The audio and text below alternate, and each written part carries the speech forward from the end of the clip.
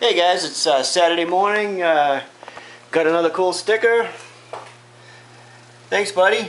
I like that 57 Chevy with the spray gun. That's cool. So now I got 3 stickers that I have to get. Got a white pearl Suburban at the shop. It's a piece of sheet metal off that I'm going to cut up and mount down low, and those stickers will look good over that. The contrast will be right. And pretty much decided this thing's boned out. I'm going to throw up the clips I did from about a week ago when I was working on this. It does run, but I'm pretty sure once it warms up it's pretty boned out. And that's it for that. But I learned some stuff with this that'll help me get this one running, as I know this engine was good. Probably just a carb kit on that one. And because I got some trees to cut for sure. I'm going to throw up a few clips from the last couple of weeks at the shop. Did a Chevy Cavalier. I'm actually looking at it on here. A little rust repair on the rocker area, and as always, told the lady, there's no guarantees on rust repair. It could come back out in a week or a month, or maybe it'll hold on for a couple of years. But it was rotten. It was starting to bubble up pretty good, and the rest of the car was clean. She just wanted it cleaned up. So it was a combination of ground out with the wire wheel and a little light sandblasting area. And then, see, the first thing I did was I just brushed on some etch. Just did it with an acid brush.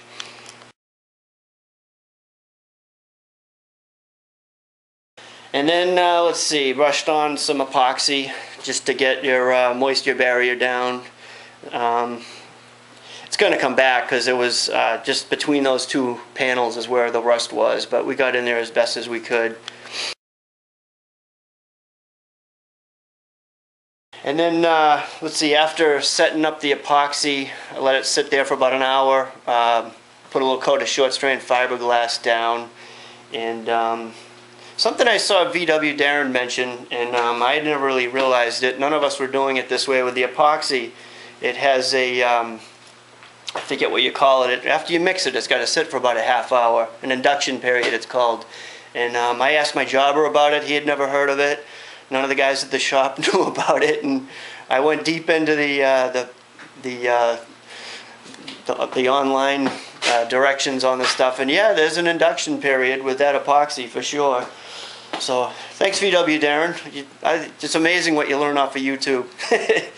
And so once that sat for about an hour, we laid some short strand fiberglass down, and then smoothed that out and just did a little more straight, little light plastic work. This was just a little touch up in a corner.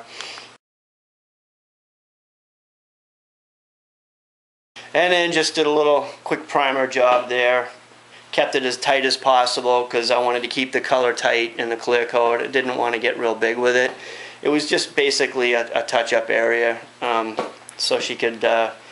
If there's a hole in a panel in my state, your car won't pass inspection either. So I think she was worried about that.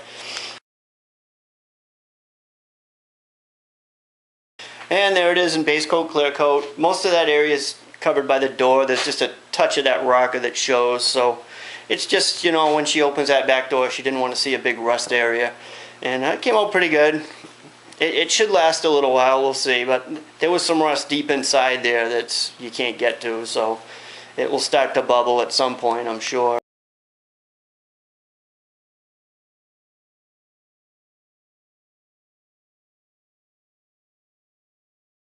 And then the 300, the Fast SRT, did a little plastic repair, a little tapping on the quarter where it was pushed in a little bit. The plastic, pretty much the bumper area, heated it up. You heat it up, you walk out the dents in the plastic. It has memory. It'll come back to where it was. You got to heat it up and kind of push it around to get it back where you want it a couple of times, 2 or 3 times. And then there was a little tiny tear. Just did a plastic weld in that area because it wasn't real structural or anything. And then used the 3M. It's called Easy Sand. It's like a 2-part epoxy and spread out just to smooth everything out. And then just primed it, and that worked out pretty good. And then these are just clips of that job.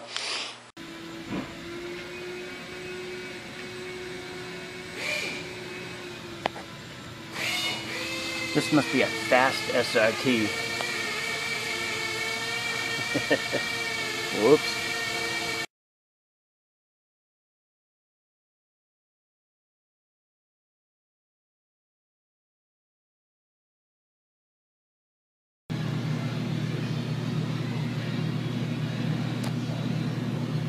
Little plastic repair, little metal straightening, little plastic work. Blocked with 80, finished off with 180, and did a 320 scratch out here where I'll let my prime overspray land. Flooded this area with epoxy. I'm going to go back and seam seal that after I prime.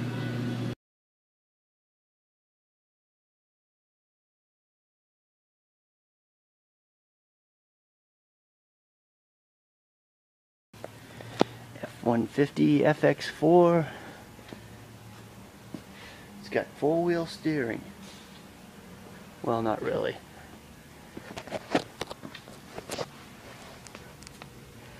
That shaft is bent.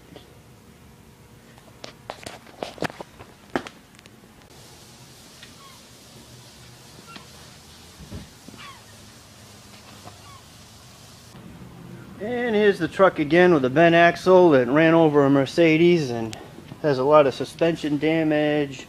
Nice stainless steel boiler exhaust has to get replaced and all that damage down there. And if you guys remember this, the big Suburban that we cut the side off of, it was hitting the side. Still waiting to get the quarter panel on.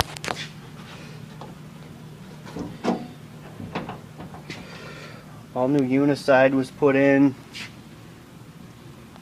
Floor, I managed to save the floor. Light's not good here, but that got straightened out so the uniside could go back in.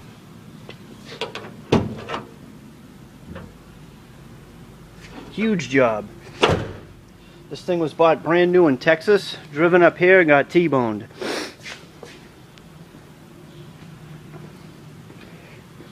And she's just waiting for it to get done so she can go back to Texas. And somebody painted a headlight door for this guy and it looked brown compared to the red, so just matched that up as best it's going to happen. That's in there now, and tomorrow morning a Prius gets primed. Just about the whole thing. Interesting thing on these is this this canister keeps the coolant hot for like a couple of days, so when you start it, it doesn't have to spend time warming the engine up as much.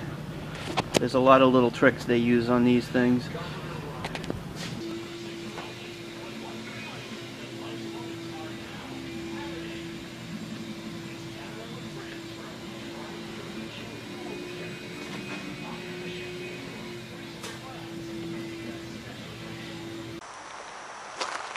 Here's a little project we've been talking about getting into for a couple of years now.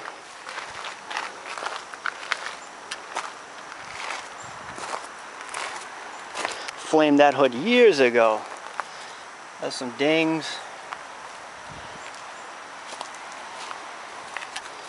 Stuff like this. Stuff like that. 89, right? 89. Did these a long time ago. Little problem there. The lowers were the flat Ford color. Long time ago we scuffed them down, sealed down here, but it's not sticking as good as it should have. So these have to get basically stripped down.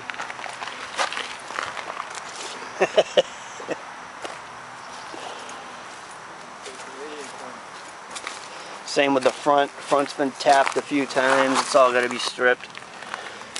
That sealer preparation wasn't good. Headlights for originals are pretty good shape.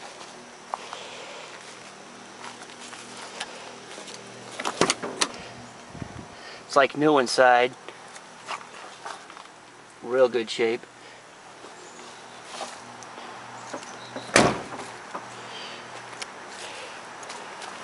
And what was it? The main computer was blown out this year. Had to get that replaced. Yeah. So those are some clips from the last couple of weeks. Not much else. It's another weekend and it's just raining. Haven't been to the beach since I don't know, quite a few weeks. And hopefully hope to get down to the beach a couple more times before winter sets in. But that's about it, guys. Hope everybody has a good weekend. And here's some at the end is some clips of the chainsaw deal, what I was going through with that. And I guess that's about it. Have fun, everybody. See ya. Hey guys, it's Monday night. Do a chainsaw update. What I'm into. This was kind of running. I was starting every morning and it was running a little better. But when I pulled it apart again, I found out that these fuel lines were just falling apart. The one inside, let's see, where's my flashlight? I don't know where that one went. The one inside there had just completely broken off. That might have been one problem. There's a little fuel filter that just kind of sits in there at the bottom loose, and that wasn't even attached. And then there's some kind of a little one-way flow thing. I gotta see where that goes. So I got some new got a Sears parts place nearby. I got a bigger hose, which I may not need, but I have a feeling I might be doing some of those in the McCulloch too. I got the smaller hose, so I'm gonna reroute those. I already blew out this filter, so that thing should be okay. And I picked up a new spark plug and I got some new fuel, so I'm just gonna kind of piece this all together. I also went on to Sears.com and I actually downloaded the repair manual for this. It was free, so I have that on my computer now. And let's see, there was I got a lot of good little tips on what to do with this. Let's see, WM South 01 had some really good comments on here. It's a good video on your Mac 1010. You have carb trouble, being that old it would need a carb kit. Go to the OregonProducts.com order kit for a Tilson diaphragm kit. I don't know what series carb it is, but it will be stamped on the carb. Another saw is a Poland saw made for Sears, and it also has the same problem. It has a Walbro carb, much sawdust was in the check the muffler to see if the ports are clogged for running rich. Both saws 90 psi minimum to run any less than that, trash them. So yeah, if the rings are gone, and I do have a compression test kit at the shop, we'll check this for 90 psi if it's still not running right. And the exhaust ports, I guess we got to check. And but I'm going to go with the obvious still. I found some bad fuel lines and a filter not where it's supposed to be. And I've blown this carb out. I did take this cover off, and this piece here to look underneath looked pretty solid. But if it's still a problem, we'll get the carb rebuild kit for sure. And those were all really good tips. Zig Gassed Up suggested the crankcase seals, which I never really would have thought of that. That would be another problem. And there's quite a few good comments on there. So I'm going to put these together and see what happens. Okay, to get that first hose through, you make an angle cut so you can just kind of get it. And then what I ended up doing was just kind of stabbing it with this tool to pull it down as best I could. And then I got some needle nose pliers, kind of twisted around and slowly worked it out through to where I can get at it. Now I'm going to put this end that was on it, and then it was pretty much, this was up towards the top, it wasn't direct hanging down. The other smaller hose touches the bottom, and it just has this hanging free from what I could tell. And I think this somehow goes on the other end of this thing. It would make sense as part of this setup. So let's try that. So I pulled it back in. That's about how that was, and I put that little thing on the end, and if that's not there, that'll be easy enough to take off. But I think that's where that goes. And now to get this other hose done and the top of this rerouted to You just got to swing that back into the primer thing there. Well, I ended up having to take the side off to get access to this because these are really hard to put in. Much harder than I thought they'd be. But I got them in. So just going to tighten this back on. And I just got that one last smaller fuel line to try and get through the case into the fuel tank. And we'll see how that goes. Because the bigger line was not easy. That was pretty tough to get through. Just get this on, get the case back on. Put it all together, and that's when I'll find out that I really do need a carb kit or something else, but give it a shot. I have a feeling the adjustments might have been messed with too. Should hammer this thing with some parts cleaner is what I should do. Alright, these.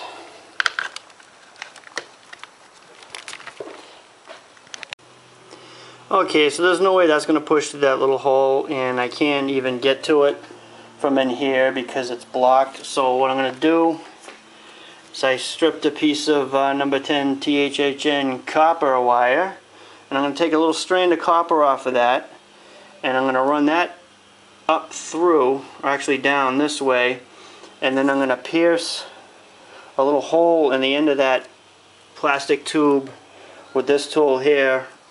And then I'm going to tie this through, and then I'm going to use that to pull it down in. Let's see how that works.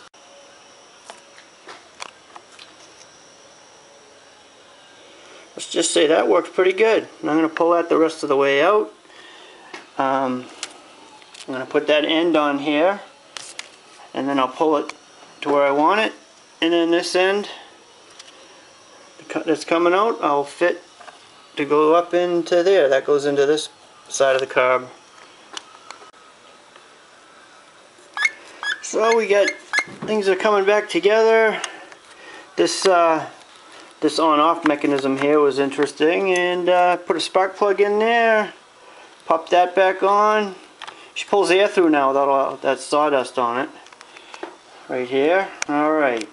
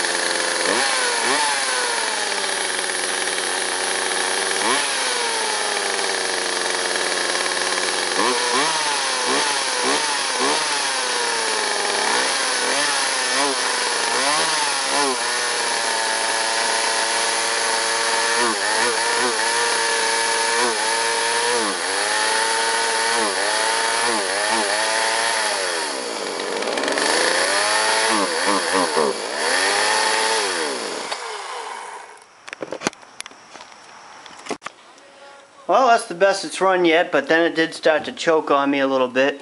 I think there's some adjustment issues. We're going to do those next. The manual I downloaded gave me the settings to which ones to back out counterclockwise and back in clockwise, and then how many turns to make. Chain should not be moving. Right in here is the setting for the idle. We'll bring that down enough so it still runs, but that chain doesn't move until you run it. And I'll do all those settings maybe tomorrow, and we'll see how this thing goes.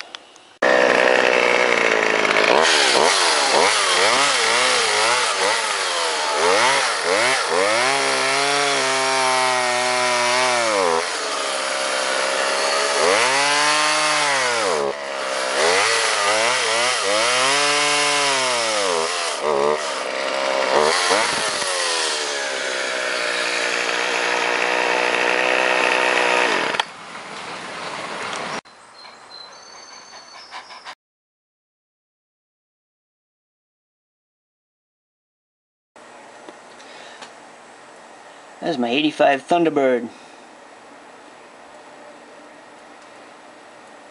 And I think this was the lamest burnout in history. Yeah, that was a lame burnout.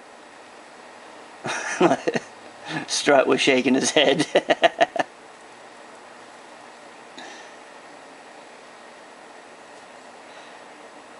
That was a cool car though, I like that car.